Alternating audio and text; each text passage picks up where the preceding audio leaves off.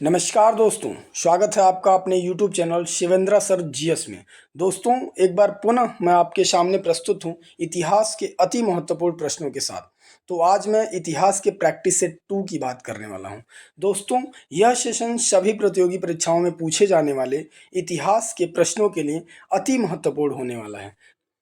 तो चलिए स्टार्ट करते हैं।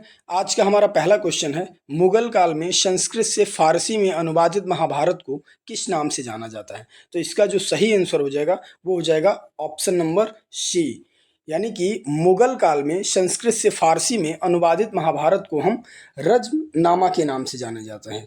इसके अलावा मैं आपको बता दूं कि महाभारत को फारसी में अनुवाद अब्दुल बदायून, नकीब खां और शेख सुल्तान ने किया था। बदायूनी अकबर के दरबार का विद्वान था, इतिहासकार व अनुवादक भी था।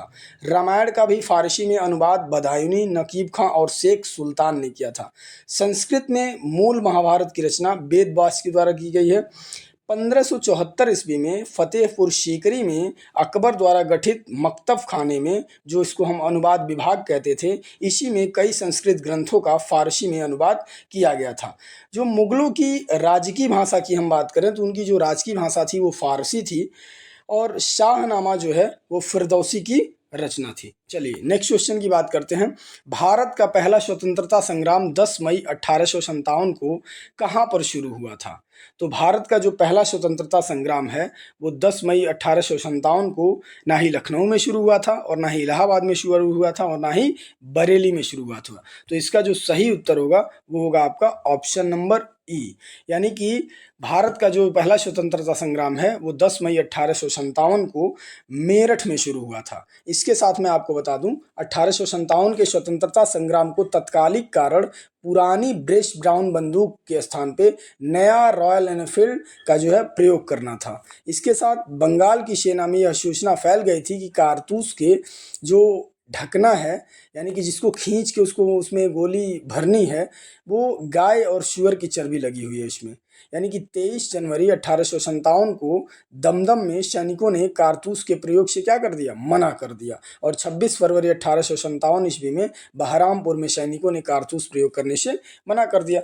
इसके साथ 29 मार्च को 1857 में ही 34वीं रेजिमेंट बैरकपुर छावनी में मंगल पांडे ने विद्रोह के लिए क्या कर दिया, आवाहन कर दिया और मंगल पांडे ने लेफ्टिनेंट बाग की हत्या कर दी। सर्जेंट हुरसन घायल हो गया। 8 अप्रैल 1857 को मंगल पांडे को फांसी दे दी गई और 24 अप्रैल 1857 को मेरठ के सिपाहियों और घुड़सवार सैनिकों ने कारतूस के प्रयोग से क्या कर दिया, फाइनली मना कर दिया। और 10 मई 1857 ईस्वी को मेरठ में तैनात पूरी भारतीय सेना ने क्या कर दिया, विद्रोह कर दिया। चलिए तो इसका आगे नेक्स्ट क्वेश्चन की बात करते हैं। भारतीय राष्ट्रीय कांग्रेस के कराची अधिवेशन का आयोजन 1931 में किया गया था। इसकी अध्यक्षता किसने की थी? तो भारतीय राष्ट्रीय कांग्रेस के कराची अधिवेशन का आयोजन जो 1931 में किया गया था, इसकी अध्यक्षता सरदार वल्लभ भाई पटेल ने किया था, यानी कि ऑप्शन नंबर बी जो है इसका सही उत्तर होगा। इसके साथ मैं आपको बता दूं कि सरदार पटेल जो है वो केवल एकमात्र कांग्रेस अधिवेशन की अध्यक्षता किए थे। कराची कांग्रेस अधिवेशन में मौलिक अधिकार और आर्थिक अधिकार पर प्रस्ताव पारित हुआ था। सरदार वल्लभ भाई पटेल 1928 ईस्वी में बारदौली किसान आंदोलन का नेतृत्व किए थे। इसके साथ 1924 के बेलग्राम कांग्रेस अधिवेशन की अध्यक्षता किसने की थी? तो महात्मा गांधी ने की थी। 1929 के किसने किया था? तो पंडित जवाहरलाल नेहरू ने किया था। और 1936 के लखनऊ के कांग्रेस अधिवेशन की अध्यक्षता भी पंडित जवाहरलाल नेहरू ने ही किया था। इसके अलावा मैं आपको बता दूं कि 1937 के फैजपुर अधिवेशन की अध्यक्षता भी पंडित जवाहरलाल नेहरू ने ही किया था। चलिए नेक्स्ट क्वेश्चन की बात करते हैं। दक्षिण अफ्रीका से भारत लौटने के बाद महात्मा गांधी ने 1916 में किस विश्वविद्यालय में पहली बार सार्वजनिक तौर पर संबोधन किया था?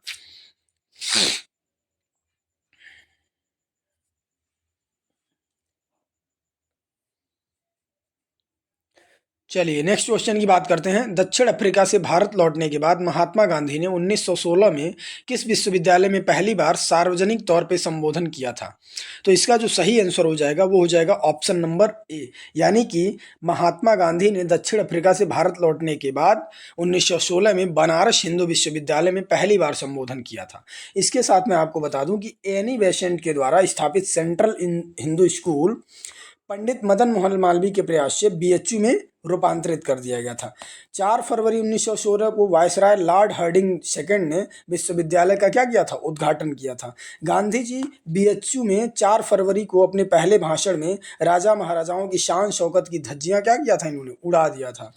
दक्षिण अफ्रीका में गांधी जी ने इंडियन ओपिनियन नामक अखबार निकाले जो गुजराती, हिंदी, तमिल और अंग्रेजी में क्या हुआ था, प्रकाशित हुआ था।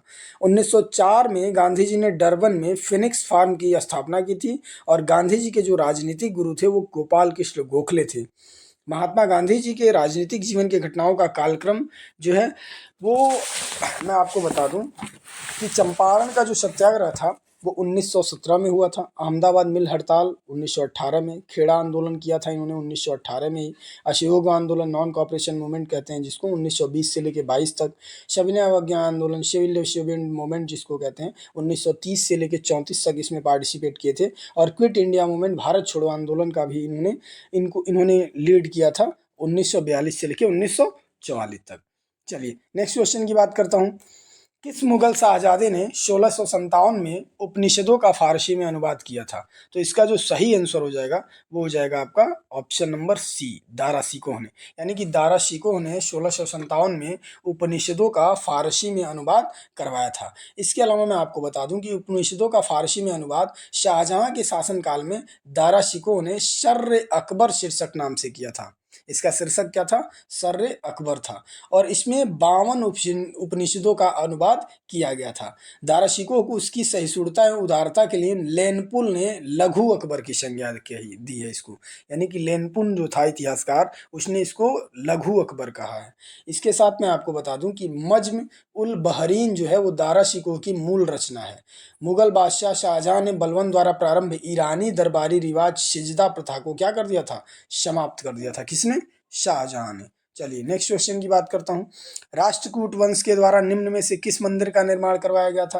तो इसका जो सही आंसर हो जाएगा वो हो जाएगा आपका ऑप्शन नंबर ए, यानी कि राष्ट्रकूट वंश के द्वारा कैलाश मंदिर का निर्माण करवाया गया था। इसके साथ मैं आपको बता दूं कि यह मंदिर जो है वो एलोरा की गुफाओं में स्थित है, जिसे राष्ट्रकूट शासक कृष्ण प्रथम ने 8वीं सदी में बनवाया था। एलोरा गुफाओं का जो संबंध है वो हिंदू, बौद्ध और जैन संस्कृति से है। अजंता में निर्मित कुल जो 29 गुफाएं हैं उसमें वर्तमान में से केवल 6 गुफाएं या फिर 6 मंदिर ही शेष बचे हुए हैं। अजंता तथा एलोरा महाराष्ट्र के औरंगाबाद जिले में है। और एक और इम्पॉर्टेंट जानकारी मैं आपको दे दूं कि अंकोर वाट का जो मंदिर है वो विश्व का सबसे बड़ा हिंदू मंदिर है और यह कंबोडिया में है, जिसको राजा सूर्यवर्मन द्वितीय ने बनवाया था। चलिए नेक्स्ट क्वेश्चन की बात करता हूँ। दिल्ली सल्तनत का सबसे बड़ा विस्तार किसके शासनकाल में देखा गया? तो दिल्ली सल्तनत का सबसे बड़ा विस्तार जो है वो आपको मोहम्मद बिन तुगलक के शासनकाल में देखा गया। यानी कि मोहम्मद बिन तुगलक का जो शासनकाल था वो सबसे ज़्यादा टाइम तक का था और सबसे ज़्यादा विस्तार इसने ही किया था। चलिए इसके अलावा मैं आपको बता दूं कि गयासुद्दीन तुगलक या गाजी मलिक जो तुगलक वंश का प्रथम क्या था? शासक था या संस्थापक था। और इसके अलावा मैं आपको बता दूं कि गयासुद्दीन तुगलक के समय में नस्क एवं बटाई की प्रथा प्रचलन में रही थी और दिल्ली सल्तनत के सभी सुल्तानों में मोहम्मद बिन तुगलक जो 1325 से लेकर 1351 तक शासन किया था, सर्वाधिक विद्वान एवं शिक्षित शासक था। मोहम्मद बिन तुगलक ने कृषि की उन्नति के लिए एक नए विभाग दीवाने अमीर कोही की स्थापना की थी। इसके साथ उसने दिल्ली के सुल्तानों में मोहम्मद बिन तुगलक ही ऐसा सुल्तान था जो हिंदुओं के त्योहारों विशेषकर होली में क्या करता था? वो भाग लेता था। और 20 मार्च 1351 को मोहम्मद बिन तुगलक की क्या हो गई? मृत्यु हो गई। उसके निधन पे बंदायूनी ने एक लाइन लिखी है कि सुल्तान को उसकी प्रजा से और प्रजा को उसके सुल्तान से मुक्ति मिल गई। चलिए नेक्स्ट क्वेश्चन की बात करते हैं। सिपाही विद्रोह के दौरान गवर्नर जनरल कौन था? तो 1857 के सिपाही विद्रोह के दौरान जो गवर्नर जनरल था वो था आपका लॉर्ड कैनिंग। यानी कि इसका जो सही उत्तर होगा वो होगा ऑप्शन नंबर ए। इसके साथ साथ मैं आपको बताते चलूं कि कैनिंग ब्रिटिश भारत का प्रथम वायसराय भी था और 1857 के सिपाही विद्रोह का तत्कालिक कारण जो था वो गाय और सूअर के चर्बी से बने कारतूस के कवर का कारण था। चलिए नेक्स्ट क्वेश्चन की बात करते हैं। त्रिपुरी संकट की समाप्ति के बाद कांग्रेस का अध्यक्ष किसे चुना गया? तो मैं आपको बता दूं कि त्रिपुरी संकट के समाप्ति के बाद कांग्रेस का अध्यक्ष राजेंद्र प्रसाद को चुना गया। यानी कि इसका जो सही आंसर हो जाएगा वो हो जाएगा ऑप्शन नंबर सी। इसके साथ मैं आपको बताते चलूं कि त्रिपुरी संकट का संबंध जो है वो सुभाष चंद्र बोस के अध्यक्ष पद से त्याग पत्र देने के बाद डॉक्टर राजेंद्र प्रसाद को अध्यक्ष बनाए जाने से है।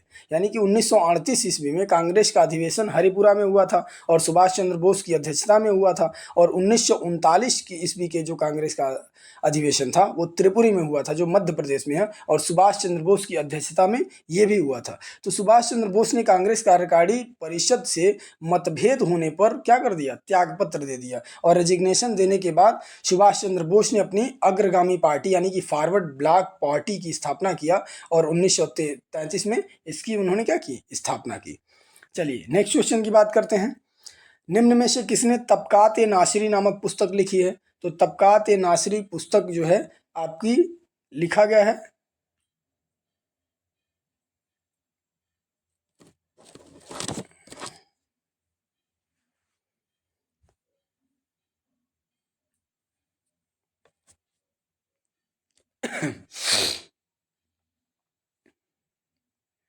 चलिए नेक्स्ट क्वेश्चन की बात करते हैं। निम्न में से किसने तबकात ए नासिरी नामक पुस्तक लिखी है? तो इसका जो सही उत्तर हो जाएगा वो हो जाएगा ऑप्शन नंबर ए, यानी कि मिनहाज उल सिराज ने तबकात ए नासिरी नामक पुस्तक लिखी है। इसके साथ साथ मैं आपको बता दूं कि जियाउद्दीन बर्नी की एक पुस्तक है तारीख ए फिरोज शाही, अमीर खुसरो ने लिखी है खजाइनुल फतूह, इब्न बतूता ने लिखा है रहला, ईशामी ने लिखा है फुतुहात ए सलातनी, अल बरूनी ने लिखा है किताबुल हिंद, अबुल फजल ने लिखा है अकबरनामा, अब्दुल कादिर बदायूनी ने लिखा है मुंताक उल तारीख, मुल्ला दाऊद ने लिखा है तारीख अल्फी। चलिए नेक्स्ट क्वेश्चन की बात करते हैं।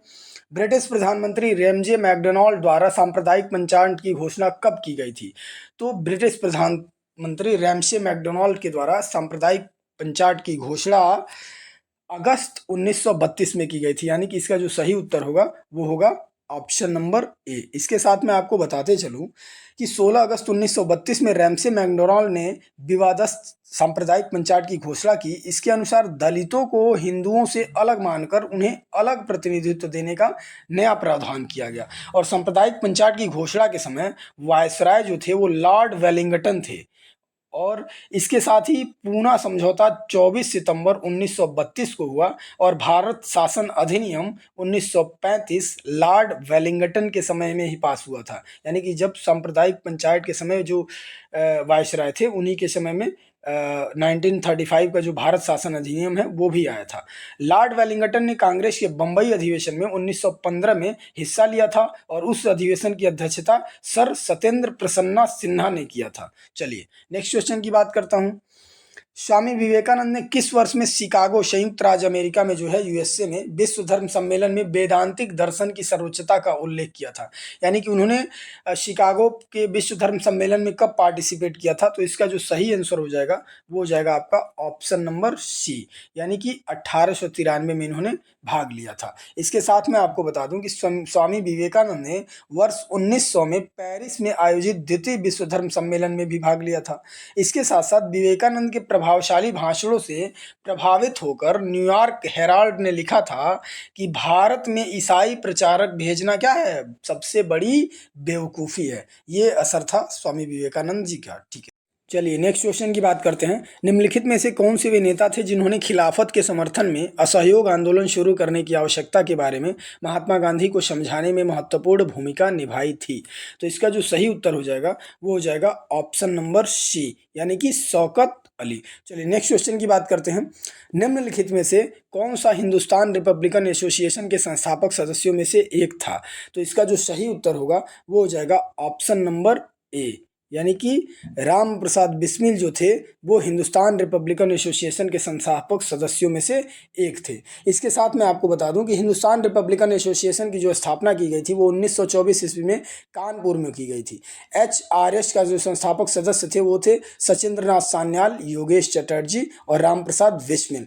HRS में भगत सिंह, शिव वर्मा, सुखदेव, भगवती चरण बोहरा, चंद्रशेखर आज़ाद, ये सारे क्रांतिकारी बीच में जुड़े हुए थे। हिंदुस्तान रिपब्लिकन एसोसिएशन के क्रांतिकारियों द्वारा काकोरी जाने वाली जो मालगाड़ी थी 8 डाउन ट्रेन, उसको क्या कर दिया गया था, लूट लिया गया था, और काकोरी कांड में 4 लोगों को फांसी दे दी गई थी, जिसमें राम प्रसाद बिस्मिल शामिल थे और 3 अन्य व्यक्ति जो अशफाकुल्ला खां, रोशन सिंह और राजेंद्र लोहड़ी। चलिए नेक्स्ट क्वेश्चन की बात करते हैं। अली वर्दी खां के पश्चात बंगाल का नवाब कौन बना? तो अली वर्दी खान के पश्चात बंगाल का नवाब सिराजुद्दौला बना, यानी कि option number C is the correct answer. Next question की बात करते हैं। अशोक राजज्ञा के अनुसार राजा बनने के कितने वर्षों बाद अशोक ने कलिंग के साथ युद्ध छेड़ा था? तो इसका जो सही उत्तर हो जाएगा वो हो जाएगा 8 वर्षों के बाद, यानी कि ऑप्शन नंबर बी। चलिए नेक्स्ट क्वेश्चन की बात करते हैं। सुभाष चंद्र बोस द्वारा स्थापित भारतीय राष्ट्रीय सेना या इंडियन नेशनल आर्मी में महिला रेजिमेंट का नाम क्या था? तो सुभाष चंद्र बोस द्वारा स्थापित भारतीय राष्ट्रीय सेना में महिला रेजिमेंट का नाम था झांसी की रानी रेजिमेंट, यानी कि ऑप्शन नंबर ए जो है इसका वो सही उत्तर होगा। चलिए नेक्स्ट क्वेश्चन की बात करते हैं। महावीर स्वामी का जन्म किस नाम के क्षत्रिय गोत्र में हुआ था? तो महावीर स्वामी का जन्म ज्ञात्रिक नामक क्षत्रिय गोत्र में हुआ था, यानी कि इसका जो ऑप्शन नंबर बी है वो सही आंसर होगा। इसके साथ मैं आपको बता दूं कि महावीर जैन धर्म के 24वें तीर्थंकर थे। कैवल्य जैन धर्म का जो है परम ज्ञान है और संलेखना क्रिया का संबंध जो है वो जैन धर्म से ही है, जिसमें बिना खाए पिए अपने प्राणों को क्या कर दिया जाता है? त्याग दिया जाता है। संलेखना क्रिया का अर्थ काया कलेश द्वारा शरीर को त्यागना भी होता है। चंद्रगुप्त मौर्य 322 से लेके 298 ईस्वी पूर्व तक जिसने शासन किया था उसने भी जैन धर्म अपना लिया था और संलेखना विधि के द्वारा ही अपना प्राणों को उसने त्याग दिया था। चलिए नेक्स्ट क्वेश्चन की बात करते हैं। यूटोपिया का लेखक कौन था?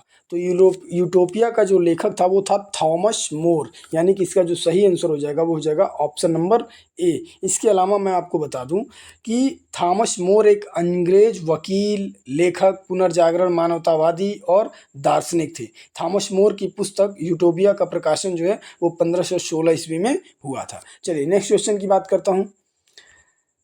बोस्टन बंदरगाह पर 340 चाय के बॉक्सों को समुद्र में फेंका गया था। इस घटना को किस नाम से जाना जाता है? तो बोस्टन बंदरगाह पे 340 चाय के बॉक्सों को जो समुद्र में फेंका गया था, तो इस घटना को हम बोस्टन टी पार्टी के नाम से जानते हैं। किस नाम से जानते हैं? बोस्टन टी पार्टी, यानी कि option number C is the correct answer. इसके साथ मैं आपको बता दूं कि इस 16 दिसंबर 1773 को बोस्टन के मैसाचुसेट्स में सन्स ऑफ लिबर्टी के एक राजनीतिक और व्यापारिक विरोध के रूप में बोस्टन टी पार्टी की घटना हुई थी। इसका लक्ष्य 10 मई 1773 का चाय अधिनियम था, जिसमें ब्रिटिश इंडियन कंपनी को करों का भुगतान किए बिना चीन से अमेरिकी निवेशों हेतु चाय का निर्यात करने की अनुमति दी गई थी। चलिए नेक्स्ट क्वेश्चन की बात करते हैं। निम्नलिखित में से कौन सा शब्द बड़े पत्थरों से निर्मित या उनसे युक्त स्मारकों से संबंधित है? तो इसका जो सही उत्तर हो जाएगा वो हो जाएगा ऑप्शन नंबर ए, यानी कि महापाषाण काल जो है इससे संबंधित है। इसके साथ मैं आपको बता दूं कि महापाषाण काल जो है वो दक्षिण भारत में प्रागैतिहासिक युग से ऐतिहासिक युग में शुरुआत के मध्य का समय था। प्रायद्वीपीय भारत में सबसे पहले महापाषाणिक लोगों ने ही लोहे का उपयोग किया था। महापाषाणिक लोगों ने दक्षिण भारत में खेती की शुरुआत किए थे। चलिए नेक्स्ट क्वेश्चन की बात करता हूं। निम्नलिखित में से कौन अपनी बाजार नियंत्रण नीति के लिए विशेष रूप से प्रसिद्ध है? अलाउद्दीन खिलजी, नसीरुद्दीन महमूद या रजिया सुल्तान? तो इसका जो सही आंसर हो जाएगा वो हो जाएगा ऑप्शन नंबर ए, यानी कि अलाउद्दीन खिलजी। अलाउद्दीन खिलजी जो है वो अपनी बाजार नियंत्रण नीति के लिए विशेष रूप से प्रसिद्ध है। इसके अलावा मैं आपको बता दूं कि अलाउद्दीन खिलजी ने बाजार नियंत्रण का मुख्य कारण सैनिकों के वेतन में कमी करना न होकर वस्तुओं के मूल्यों को बढ़ने से रोकना था। बाजार नियंत्रण का सर्वोच्च विभाग दीवाने रियासत हुआ करता था। नेक्स्ट क्वेश्चन की बात करते हैं। 1817 के पाइक विद्रोह का नेतृत्व निम्नलिखित में से किसने किया था? तो 1817 के पाइक विद्रोह का नेतृत्व जो है वो बख्शी जगबंधु विद्याधर ने किया था, यानी कि option number B is the correct answer. इसके साथ मैं आपको बता दूं कि पाइक विद्रोह जो है वो 1817 से लेकर 1825 ईस्वी तक चला था और पाइक विद्रोह उड़ीसा प्रांत के एक विशेष क्षेत्र से चला था और उड़ीसा के पाइकों को पहले लगान मुक्त भूमि प्राप्त थी, लेकिन बाद में लगान में वृद्धि कर दी गई और इसी वृद्धि के को शोषणकारी नीति मान के उन लोगों ने क्या किया था? विद्रोह किया था। चलिए नेक्स्ट क्वेश्चन की बात करते हैं। राजा रुद्रदामन वंश से संबंधित थे, यानी कि राजा रुद्रदामन किस वंश से संबंधित थे? तो राजा रुद्रदामन शक वंश से संबंधित थे, यानी कि option number A is the correct answer. चलिए नेक्स्ट क्वेश्चन की बात करते हैं कि पार्श्वनाथ जैन तीर्थंकर थे, 10वें तीर्थंकर थे, 23वें तीर्थंकर थे या 24वें तीर्थंकर थे? तो इसका जो सही आंसर हो जाएगा वो हो जाएगा आपका पार्श्वनाथ 23वें जैन तीर्थंकर थे, यानी कि इसका ऑप्शन नंबर बी जो है वो सही उत्तर हो जाएगा। इसके अलावा आपको मैं बता दूं कि पार्श्वनाथ का जो जन्म है वो वाराणसी या काशी में हुआ था, और पार्श्वनाथ के पिता जो थे वो अश्वसेन काशी के क्या थे, राजा थे, और पार्श्वनाथ को सम्मेद शिखर पे क्या हुआ था, ज्ञान प्राप्त हुआ था। चलिए नेक्स्ट क्वेश्चन की बात करते हैं। मौर्य साम्राज्य के पूर्वी भारतीय प्रांत की राजधानी कहाँ थी? तो मौर्य साम्राज्य के पूर्वी भारतीय प्रांत की राजधानी आपकी तोशली में थी। कहाँ थी? तोशली में थी, यानी कि option number C is the correct answer. चलिए नेक्स्ट क्वेश्चन की बात करते हैं। महाराष्ट्र में अजंता गुफाओं की चित्रकारी और मूर्तियां निम्नलिखित में से किस धर्म से संबंधित है? तो महाराष्ट्र में गुफाओं की चित्रकारी और मूर्तियां बौद्ध धर्म से संबंधित है, यानी कि option number B is the correct answer. चलिए नेक्स्ट क्वेश्चन की बात करते हैं। नई दिल्ली में इंडिया गेट स्मारक को किस युद्ध में मारे गए भारतीय सैनिकों की याद में बनाया गया था? तो नई दिल्ली में इंडिया गेट स्मारक को प्रथम विश्व युद्ध में मारे गए सैनिकों के याद में बनाया गया था, यानी कि इसका ऑप्शन नंबर 1A जो है वो सही उत्तर होगा। चलिए नेक्स्ट क्वेश्चन की बात करते हैं। साइमन कमीशन को भारत कब भेजा गया था? तो साइमन कमीशन को 1928 में भारत भेजा गया था, यानी कि ऑप्शन नंबर ए जो है इसका सही उत्तर होगा। चलिए नेक्स्ट क्वेश्चन की बात करते हैं। मुगल साम्राज्य में शाहजहां ने कब से कब तक शासन किया था? तो मुगल साम्राज्य में शाहजहां ने 1628 से लेकर 1658 ईस्वी तक शासन किया था, यानी कि इसका जो आंसर होगा वो होगा ऑप्शन नंबर सी। चलिए नेक्स्ट क्वेश्चन की बात करते हैं। सल्तनत काल 1206 ईस्वी से लेकर 1226 ईस्वी तक के दौरान दिल्ली पर कितने राजवंशों ने शासन किया था? तो इसका जो सही आंसर हो जाएगा वो हो जाएगा 5 राजवंशों ने शासन किया था, यानी कि ऑप्शन नंबर सी जो है इसका सही उत्तर होगा। 5 राजवंश वो कौन कौन से थे? गुलाम वंश, खिलजी वंश, तुगलक वंश, सैयद वंश और लोधी वंश, जिसमें तुगलक वंश ने सबसे ज़्यादा टाइम तक शासन किया था, 1320 से लेकर 1414 ईस्वी तक। चलिए नेक्स्ट क्वेश्चन की बात करते हैं। लोधी वंश का संस्थापक शासक निम्नलिखित में से कौन सा था? दौलत खान लोधी था, इब्राहिम लोधी था, या फिर बहलोल लोधी था? तो इसका जो सही उत्तर होगा वो होगा आपका ऑप्शन नंबर सी, यानी कि बहलोल खान लोधी। ये जो है लोधी वंश का संस्थापक था। इसके अलावा मैं आपको बता दूं कि बहलोल खान लोधी जो है वो 1451 ईस्वी में बहलोल शाहगाजी के नाम से दिल्ली के सिंहासन पे बैठा था। चलिए नेक्स्ट क्वेश्चन की बात करते हैं। बंगाल के गवर्नर जनरल को निम्नलिखित में से किस अधिनियम द्वारा भारत का गवर्नर जनरल बनाया गया था? तो इसका जो सही आंसर होगा वो होगा आपका ऑप्शन नंबर ए, यानी कि बंगाल के गवर्नर जनरल को चार्टर अधिनियम 1833 के द्वारा भारत का गवर्नर जनरल बनाया गया था। चलिए नेक्स्ट क्वेश्चन की बात करता हूँ। चोल प्रशासन के संदर्भ में बेट्टी शब्द का क्या अर्थ होता है? यानी कि चोल साम्राज्य प्रशासन के संदर्भ में बेट्टी शब्द का अर्थ कर होता है। क्या होता है? कर होता है, यानी कि ऑप्शन नंबर सी जो है इसका सही उत्तर हो जाएगा। चलिए नेक्स्ट क्वेश्चन की बात करते हैं। सिकंदर की मृत्यु के बाद चंद्रगुप्त मौर्य द्वारा पराजित हुए सेनापति का नाम क्या था? तो सिकंदर की मृत्यु के बाद चंद्रगुप्त मौर्य द्वारा पराजित हुए सिकंदर के सेनापति का नाम सैल्यूकस निकेटर था, यानी कि ऑप्शन नंबर बी जो है इसका सही उत्तर हो जाएगा। चलिए नेक्स्ट क्वेश्चन की बात करते हैं।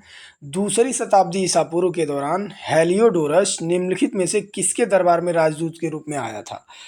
तो दूसरी शताब्दी ईसा पूर्व के दौरान हेलियोडोरस जो है वो भागभद्र के दरबार में राजदूत के रूप में आया था, यानी कि इसका जो सही उत्तर हो जाएगा वो हो जाएगा ऑप्शन नंबर बी। चलिए नेक्स्ट क्वेश्चन की बात करते हैं। नरसिंहवर्मन प्रथम, जिन्हें मामल्ल के नाम से जाना जाता था, किस राजवंश के शासक थे?